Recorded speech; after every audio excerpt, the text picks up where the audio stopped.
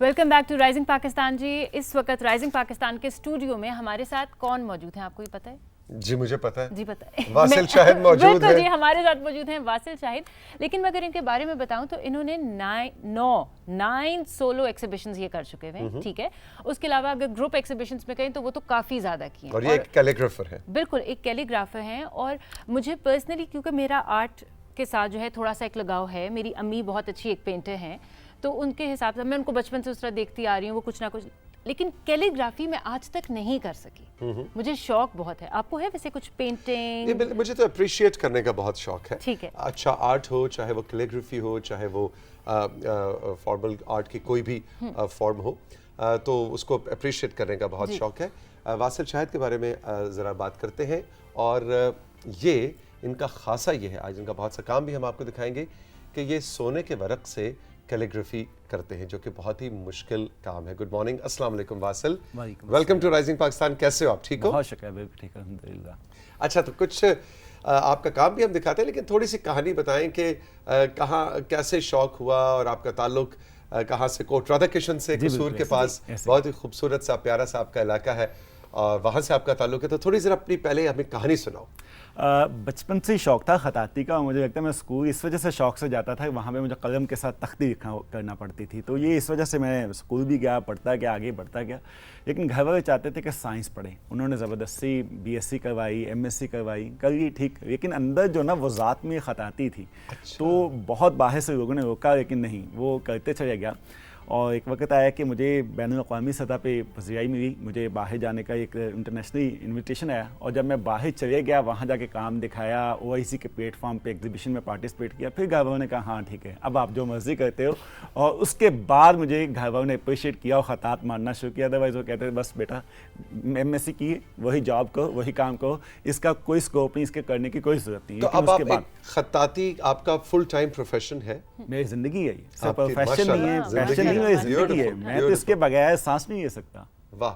और रोज आपका अपना कोई स्टूडियो है, कोई कमरा है अलग से मुख्तस किया हुआ, उसके बारे में जरा बताएं कि कैसे करते हैं? मैं रोज़ाना की बुनियाद पर अगर देखा जाए 8 से 10 घंटे काम करता हूँ, जिसमें मश्क भी है बाकायदा। सुबह उठते ही मैं सबसे पहले मश्क करता हूँ नमाज के बाद, और उसके बाद फिर दिन में भी गाहे बगाहे मश्क में 4 से 6 घंटे लाजमी करता हूँ। उसके अलावा मक्किया पेंटिंग का काम जो रोज़ाना की बुनियाद पर, और वो ईद का दिन हो चाहे या कोई भी दिन हो, कलम हमेशा मेरे पास होता है, उसके साथ में मश्क लाज़मी। कोई वीकेंड नहीं, मतलब छुट्टी का दिन कोई नहीं है इस काम में, है ना? रोज जब ये जिंदगी है तो जिंदगी में सांस कभी नहीं रुक सकता, तो काम कैसे रुके? क्या आज सैटरडे संडे आज हम सांस नहीं लेंगे? हम मंडे टू फ्राइडे सांस लेते हैं। ऐसा नहीं पॉसिबल होता, तो ऐसे हम खताती कैसे रोक सकते हैं? ये तखलीक है ना, तो तखलीक आपकी जिंदगी होती है, तो इसके साथ इसी तरह जुड़े हुए हैं। जबरदस्त। कंट्रोल रूम से अगर फातिमा हम कहें कि साथ साथ कुछ हमें इनकी खताती के नमूने भी दिखाएं, और साथ साथ इनसे हम गपशप भी करेंगे, और फातिमा के पास जितने भी सवाल हैं वो कर डालेंगे आज जी। ये वाह वाह वाह वाह, सुभान अल्लाह भाई।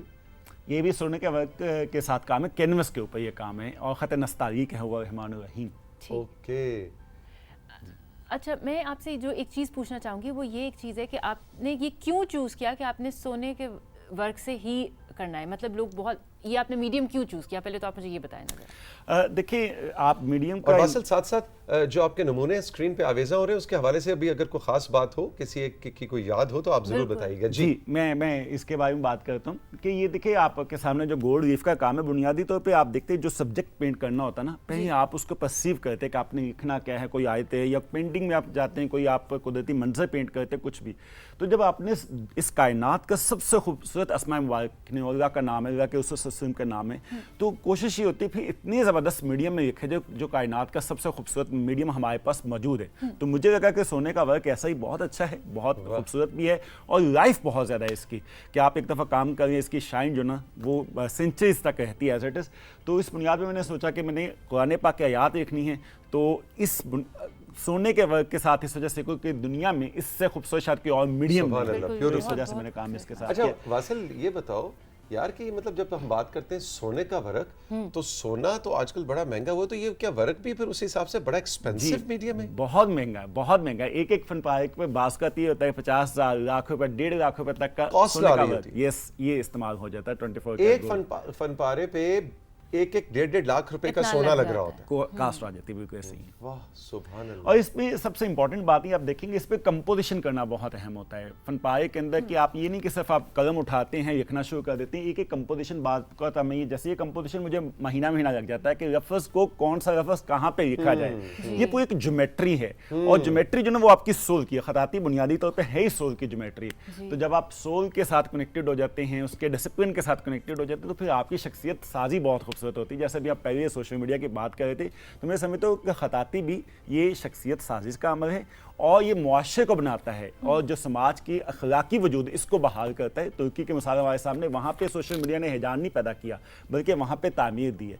तो हमें इस वक्त मुआशरे में ना तख्लीकी रवैयों को परवान चढ़ाने की बहुत ज़रूरत है। अगर हम चाहते हैं हिजान ख़त्म हो, तखरीब ख़त्म हो, तो लोगों को कुछ अल्टरनेट तो दीजिए। वो क्या है अल्टरनेट? ये कोरियोग्राफी है, पेंटिंग है, आर्ट है, ताकि लोगों की नफ्सियाती तरबियत हो, जज्बाती तरबियत हो, उनकी शख्सियत में ठहराव पैदा हो, मुआशरे के अंदर इस्तेहकाम पैदा हो। बस होते देख हम लेक्चर तो देते रहेंगे, लेकिन सोल्यूशन पॉसिबल नहीं होगा। सोल्यूशन के लिए उन्हें कोई अल्टरनेट देना बहुत ज़रूरी है, और आर्ट से अच्छा कोई और अल्टरनेट नहीं है। ये तख्लीक है, और हमें दुनिया में आगे बढ़ने के लिए तख्लीकी रवैयों को ही परवान चढ़ाना है। बस होते देगा हम तकरीर करते करते बहुत पीछे आ जाएंगे, तकरीब तक तो हम पहुंच चुके हैं इस वक्त। अच्छा वासिल, मुझे एक चीज़ बताएं, ये तो आपने बता दिया कि हम लोगों को आर्ट की तरफ जाना है, लेकिन क्या कैलीग्राफी के हमारे प्रॉपर आर्ट स्कूल्स आपको लगता है अब हैं?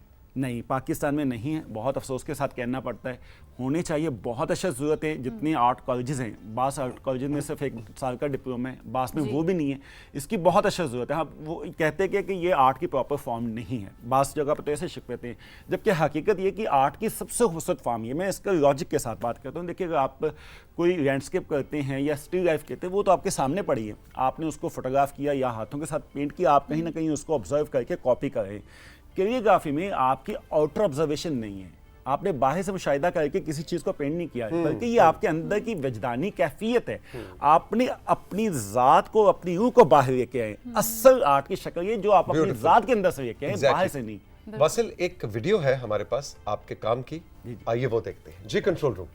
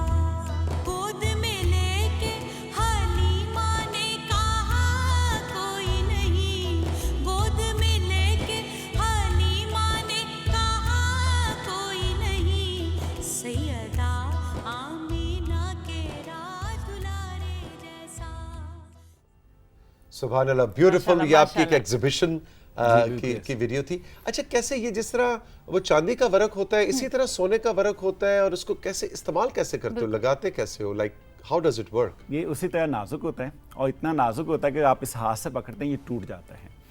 हमें सबसे पहले कोरियोग्राफी करके एक गम होती है, बहुत स्पेशल गम होती है, उसको अप्लाई करना होता है, और फिर उसे थोड़ा सा ड्राई होने देते हैं, क्योंकि अगर बहुत गिरे के ऊपर लगा के आप रखेंगे तो ये अपनी एजेस से बाहर निकल जाएगा, फिनिशिंग नहीं आएगी। अच्छा, तो उसको थोड़ा सा ड्राई करते हैं हम। ड्राई करने के बाद फिर हम खताती की शेप के मुताबिक गोल्ड लीफ की कटिंग करते हैं और बहुत एहतियात से हम ट्विज़र से उसे उठाते हैं ताकि उठा वो के ऊपर टूटे ना और रखते हैं। ज़ाया ना हो। जी, और उस वक्त हम कोई पंखा, एसी ऐसी चीज़ में नहीं बैठ सकते। अगर वहाँ बैठेंगे उड़ेगा, टूट जाएगा ये।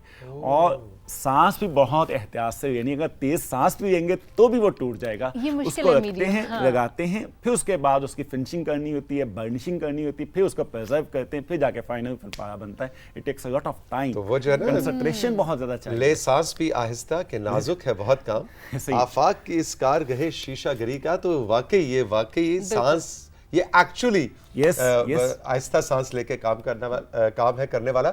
हम कुछ तस्वीर भी आपको और दिखाएंगे। वासिल की कैलीग्राफी के फनपारों की तस्वीर है।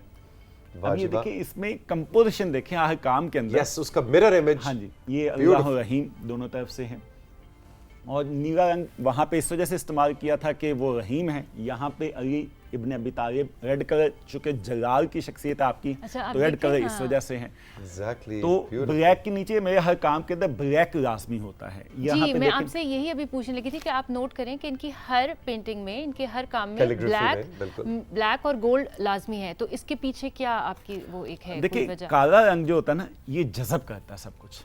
और हम अभी पहले भी जब बात कर रहे थे पिछले जी। सेगमेंट में कि हमने रद्द-ए-अमल की नफ्सियात बहुत अपना ली है। हमें अंदर सब्र और ठहराव नहीं है, हम जज़ब नहीं कर पाते। तो एक तख्लीक़कार के सबसे पहले चीज़ों को जज़ब करना होता है, फिर वो अपनी ज़ात में उसका पूरा एनालिसिस करता है, फिर उसके बाद तख्लीक़ का अमल शुरू होता है। तो मैं समझता हूँ कि हमें बहसते मुआशरा भी और फ़र्द भी हमें जज़ब करना सीखना चाहिए, लोगों की बातों का, मुआशरे के रवैयों का। जब हम जज़ब करेंगे तो फिर हम एक अच्छे इंसान बन सकते हैं, और जब हम जज़ब करना सीख जाते हैं तो फिर जैसे सोने की तरह चमक होती, आपकी शख्सियत में भी ऐसी चमक पैदा हो जाती है। वासिल, ये बताओ कि ये खूबसूरत कैलीग्राफी तो तुमने वक्त के साथ साथ सीखी, ये इतनी प्यारी प्यारी बातें कहाँ से सीखी? अल्फाज है ना ये, तो इन्हीं अल्फाज ने, इन अल्फाज की रहनुमाई की जो आपके सामने बोल रहा हूँ, वो अल्फाज की सबसे खूबसूरत शक्ल है। और जब वो आप खूबसूरत लिखते हैं और उसको हुस्न के साथ लिखने की कोशिश करते हैं, तो उन्हीं हुस्न का फैज़ान होता है कि आपके बोलने के लिए जो अल्फाज होते हैं उनमें भी हुस्न पैदा हो जाता है। स्टूडेंट्स हैं अब आप? अल्हम्दुलिल्लाह बहुत ज़्यादा है, और ना सिर्फ पाकिस्तान में बल्कि पाकिस्तान से बाहर ऐसे ऐसे ममालिक में जहाँ मैं तसव्वुर नहीं कर सकता था, जैसा कि रूस है, ऑस्ट्रेलिया है, नेपाल है, और अमेरिका कनाडा तो बहुत ज़्यादा है, यूके में है, काफ़ी दुनिया के ममालिक में स्टूडेंट्स हैं जिनको ऑनलाइन भी सिखा रहा हूँ और पाकिस्तान में वैसे भी सिखा रहा हूँ। हमारे यहाँ एग्जीबिशन जब होती है तो उस एग्जीबिशन के अंदर लोग आके आपके फनपारों को, आपके कैलीग्राफी को दाद देते हैं, अप्रिशिएट करते हैं, लेकिन क्या फनपारे ख़रीदे भी जाते हैं? बिल्कुल, अल्लाह का शुक्र है। इस हवाले से मेरे साथ तो ऐसा भी होता है, बास्कत पूरी नुमाइश मेरी विदिन 3 डेज, चूँकि मैं सिर्फ 3 दिन की नुमाइश करता हूँ, वो बुक हो जाती है। और मैं हर साल नुमाइश कर रहा हूँ इस्लामाबाद में, सल्लल्लाहु अलैहि व आलिहि के इनवान से। मेरा अनवान हमेशा यही होता है, और ये 12 रबीउल अव्वल शरीफ के अयाम में, उन दिनों में मैं करता हूँ, हर साल का। तो ये मोहब्बत सिर्फ इस्लामाबाद वालों के लिए है, मतलब दूसरे शहर भी आपके ही शहर हैं? वो रमज़ान में, जैसा कि इस सफ़र रमज़ान में लाहौर में ग्रुप शो किया था इजाज़ के लिए, बहुत अच्छी गैलरी पाकिस्तान में कैलीग्राफी का आर्ट को बहुत प्रमोट कर रही है, उनके साथ करते हैं। और काफ़ी गैलरीज है इस्लामाबाद में, कराची में, लाहौर में, उनके साथ गैलरीज में काम भिजवाते रहते हैं। लेकिन चूँकि यहाँ मैं इस वक्त मुकीम हूँ, तो सोलो नुमाइश में ज़्यादा यहाँ पे कर रहा हूँ। अच्छा जी वासिल, आप इतने लोगों को आगे सिखा रहे हैं, आपने भी, आपके कोई उस्ताद हैं, आपने किसी से सीखा, या आप खुद ही इसको जिस तरह प्रैक्टिस करके और फिर अब आप मैंने जिनसे रहनुमाई मोहम्मद अली जाहिद साहब हैं, और मैं उनका बहुत शुक्रिया अदा करता हूँ कि उन्होंने मुझे बहुत अच्छे से गाइड किया, कि उनकी ज़िंदगी में, सेहत में बहुत सलामती और बरकत अता करे। और मैं समझता हूँ कि जो इस पर सबसे बड़ा उस्ताद होता है ना, वो आपको रहनुमाई तो मिलती, वो आपका इश्क होता है, आपकी मोहब्बत होती है। चूँकि बकिया काम जो ना आप अपनी मेहनत से कर सकते हैं, लेकिन ये अता का काम है। जब तक वहाँ पे कबूलियत नहीं होगी, आपको कलम नहीं अता होगा, चूँकि कलम की कसम अल्लाह ने उठाई है। वासिल, जीते रहो, खुश रहो, बहुत लुत्फ आया तुमसे बात करके, तुम्हारा काम देख के। All the best. बहुत शुक्रिया, और मुझे भी आपके प्रोग्राम का नाम बहुत पसंद है, राइजिंग पाकिस्तान। पाकिस्तान उठेगा, और इंशाल्लाह इन्हीं फ़नून की वजह से हमारे अंदर तख्लीकी सलाहियतें पैदा होंगी और हम आगे बढ़ेंगे इंशाल्लाह। आपका बहुत बहुत शुक्रिया, आपने राइजिंग पाकिस्तान में मेरा और फातिमा का साथ दिया। खुश रहिए, बतलाइएगा कैसा लगा आज का शो। खुदा हाफिज़। अल्लाह हाफिज़।